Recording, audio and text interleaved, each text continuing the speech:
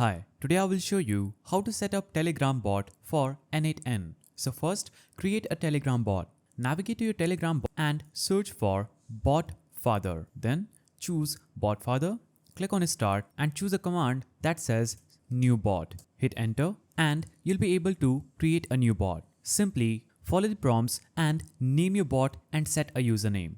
So you'll have to just enter a name for your bot. I will call it RGGT bot. Make sure that your username ends with bot. So enter a new username for your bot and it will show a message saying congratulations, you have your new bot. Now you will get a token that can be used to access the HTTP API.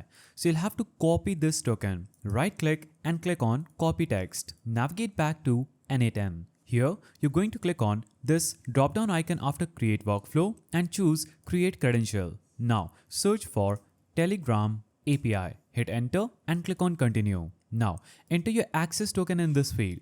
After you do this, you'll have to click on save and you would have successfully connected your Telegram bot with n8n. Now you can add the Telegram trigger node to your workflow, select your Telegram credentials, set up events you want to listen for example messages or command, and add a Telegram node to send messages or respond to others, select your Telegram credentials, configure the action, set targeted chat ID and message content. So this setup enables Telegram bot-driven automation using n8n workflow for sending alerts, replies or other interactive chat features. If you found this guide helpful, please don't forget to give it a thumbs up and thanks for watching.